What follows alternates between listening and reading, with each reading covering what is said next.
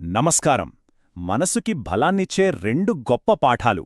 వాటిని మనం ఈరోజు రుషిక అనే ఒక చిన్న అమ్మాయి కథల ద్వారా తెలుసుకోబోతున్నాం. ఈ పాఠాలన్నీ మన ప్రాచీన విజ్ఞానం, గీత నుండి వచ్చినవే. ఇంకెందుకు ఆలస్యం, మొదలుపెట్టేద్దామా? మనలో చాలామందికి ఈ ఫీలింగ్స్ తెలిసే ఉంటాయి కదా. ఏదైనా కొత్త పని మొదలుపెడితే ఎక్కడ తప్పు చేస్తామోనని ఒక రకమైన భయం, లేదా ఒక ఫలితం కోసం ఎదురుచూడాలంటే అస్సలు ఆగలేం, చాలా కష్టంగా అనిపిస్తోంది. సరే, ఈరోజు మనం ఈ రెండు సవాళ్లను ఎలా ఎదుర్కోవాలో చూద్దాం. ఓకే, ముందుగా మనం మాట్లాడుకోబోయేది ధైర్యం గురించి. అంటే మనం చేసే తప్పులను చూసి పారిపోకుండా వాటిని ఎదుర్కొనే శక్తి గురించి అన్నమాట. చూడండి, ధైర్యం అంటే అసలు తప్పులే చెయ్యపోవడం కాదు.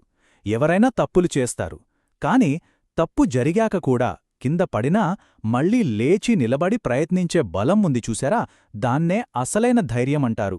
అంటే ఇక్కడ పర్ఫెక్షన్ ముఖ్యం కాదు, పట్టుదల ముఖ్యమన్నమాట. ఈ అద్భుతమైన ఆలోచనకు మూలం ఎక్కడుందో తెలుసా? సాక్షాత్తు భగవద్గీతలోనే ఉంది. దీని అర్థమేంటంటే, మంచి పని చేసేవాడికి ఎప్పటికీ చెడు జరగదు అని. అంటే మన ప్రయత్నం నిజాయితీగా ఉంటే దారిలో వచ్చే చిన్న చిన్న పొరపాట్లు మనల్ని ఆపలేవు. సరే, ఇప్పుడు రుషిక కథలోకి వెళ్దాం. స్కూల్లో ఒక ప్రోగ్రాం జరుగుతోంది. రుషిక పేరు పిలిచారు. తను మాట్లాడటానికి కాస్త భయంగానే స్టేజ్ పైకి వెళ్ళింది. ఆడిటోరియంలో ఉన్న అందరి కళ్ళు తనమీదే ఉన్నాయి.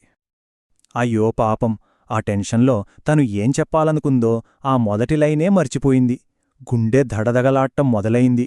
ఎవరో పిల్లలు గుసగుసలాడటం కూడా వినిపించింది. ఆ క్షణంలో ఏం చెయ్యాలో అస్సలర్థం కాలేదు. అప్పుడే తన మనసులో ఒక చిన్న గొంతు వినిపించింది. పర్లేదు, ఒక్క క్షణం ఆపు, నెమ్మదిగా ఊపిరి తీసుకో, ఇప్పుడు మళ్లీ మొదలుపెట్టు. ఈ 3 సింపుల్ స్టెప్స్ ఆ కష్టమైన పరిస్థితిలో తనకు దారి చూపించాయి. వెంటనే రుషిక ఒక క్షణం ఆగి, లోతుగా గాలి పీల్చుకుని మళ్లీ మొదటినుంచి చెప్పటం మొదలుపెట్టింది. అంతే, ఈసారి ఎలాంటి తడబాటు లేకుండా తన ప్రోగ్రాంను విజయవంతంగా పూర్తి చేసింది. మొదట్లో తప్పు చేసినా తను అక్కడే ఆగిపోలేదు.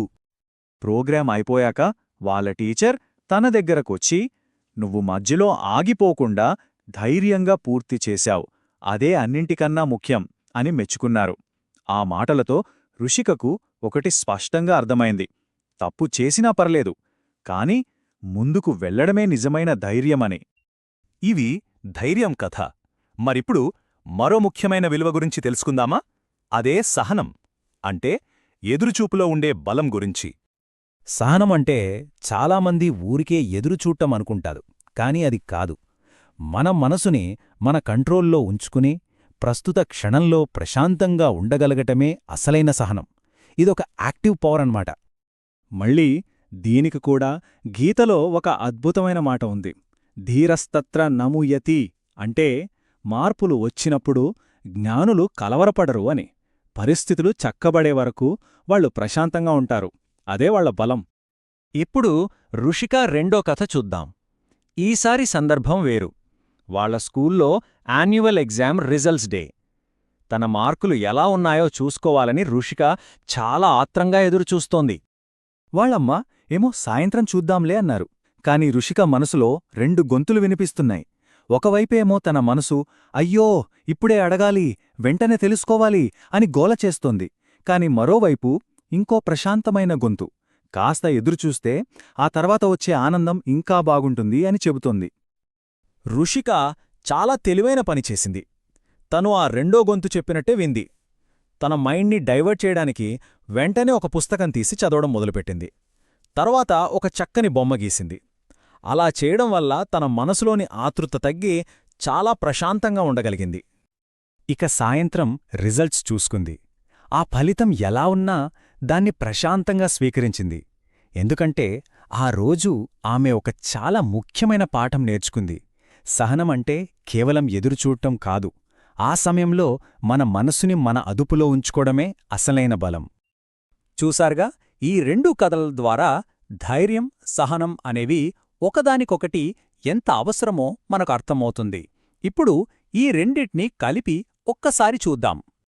సింపుల్గా చెప్పాలంటే, ధైర్యమనేది ఏదైనా పని చేస్తున్నప్పుడు కావాల్సిన బలం. సహనమనేది ఒక పని ఫలితం కోసం ఎదురుచూస్తున్నప్పుడు కావాల్సిన బలం. తప్పు జరిగినా మళ్ళీ ప్రయత్నించడమే ధైర్యం. ఫలితం కోసం టెన్షన్ పడకుండా మనసును ప్రశాంతంగా ఉంచుకోవడమే సహనం. ఈ రెండూ మనకు వేర్వేరు పరిస్థితుల్లో అవసరమయ్యే రెండు గొప్ప శక్తులు. కాబట్టి ఒక్కసారి ఆలోచించండి, ఈరోజు మన జీవితంలో ఎదురయ్యే పరిస్థితులకు ఏ బలం అవసరం? ఏదైనా తప్పును సరిదిద్దుకోవడానికి ధైర్యమా, లేక సరైన సమయం కోసం వేచి ఉండటానికి సహనమా? ఇది మనల్ని మనం వేసుకోవాల్సిన ప్రశ్న.